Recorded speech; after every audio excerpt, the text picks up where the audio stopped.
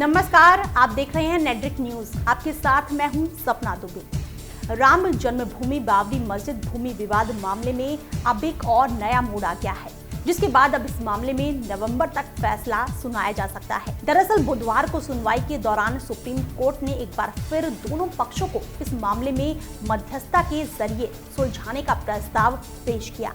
मुख्य न्यायाधीश रंजन गोगोई की अगुवाई वाली 5 सदस्यीय संविधान पीठ ने कहा कि उन्हें उच्चतम न्यायालय के पूर्व न्यायाधीश FMI कलीफुल्ला ने पत्र के जरिए संदेश दिया है कि इस मामले में कुछ पक्षों ने उनसे मध्यस्थता प्रक्रिया दोबारा शुरू करने के लिए अनुरोध किया है, जिसके बाद मुख्य न्यायाधीश रंजन गोगोई ने बड़ा बयान देते हुए सभी को ही संयुक्त प्रयास करने के लिए कहा।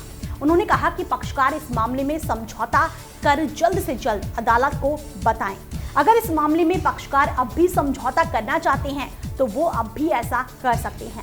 इसके अलावा सुप्रीम कोर्ट ने इस मामले में पक्षकारों की ओर से अपनी अपनी दलीलें पेश करने के लिए डेडलाइन भी तय कर दी है, जिसके बाद इस केस में नवंबर तक ही फैसला आने की उम्मीद बढ़ गई है।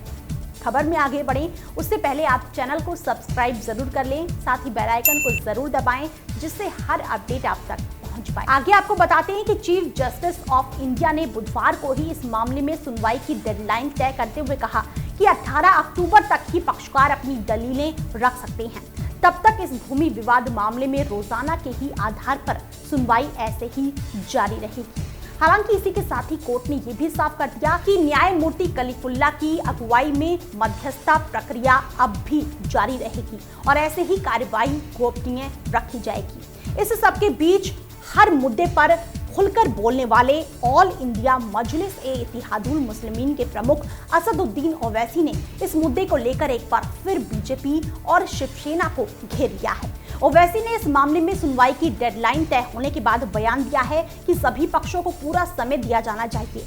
पिछले 450 सालों से चले आ रहे इस मुद्दे को लेकर ज्यादा जल्दबाजी नहीं करनी चाहिए। इसके अलावा सुप्रीम कोर्ट के मध्यस्थता वाले आदेश पर भी असदुद्दीन ओवैसी ने अपना रुख साफ किया। इस मामले में मध्यस्थता को लेकर ओवैसी ने कहा कि मुझे ये समझ नहीं आ रहा है कि आखिर मध्यस्थता वाली चिट्ठी मीडिया में लीक कैसे हुई। ओवैसी बोले कि पत्र का खेल मेरी समझ से एकदम परे है। इसके अलावा हैदराबाद से सांसद ने भाजपा और शिवसेना पर भी निशाना साधने के मौके को हाथ से जाने नहीं दिया। ओवैसी ने कहा कि बीजेपी और शिवसेना को आखिर इस बात का कैसे पता चला कि उनके पक्ष में ही फैसला आने वाला है। ये तो सरासर कोर्ट की तौहीन हुई। इस मामले को लेकर सुनवाई अभी चल रही है। सुप्रीम कोर्ट में सुनवाई अभी पूरी नहीं हुई है। ऐसे में इस बार बीजेपी या शिवसेना को कोई निर्णय नहीं लेना है। सुप्रीम कोर्ट में फिलहाल सुनवाई चल रही है। ऐसे में हमें देश के कानून पर पूरा भरोसा है कि वहां से सही फैसला ही आएगा। ओवैसी ने कहा कि राम मंदिर का मुद्दा चुनाव के समय में ही क्यों जोरों शोरों से उठाया जाता है, जबकि बाकी दिनों में सरकार इस पर कुछ भी बोलने को तैयार नहीं होती।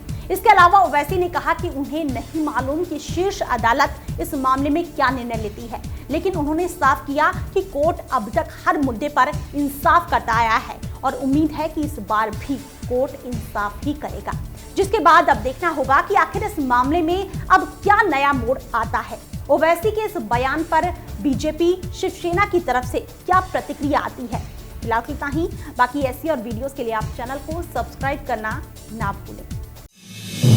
आप देख रहे हैं नेड्रिक न्यूज, साहस सच कहने का।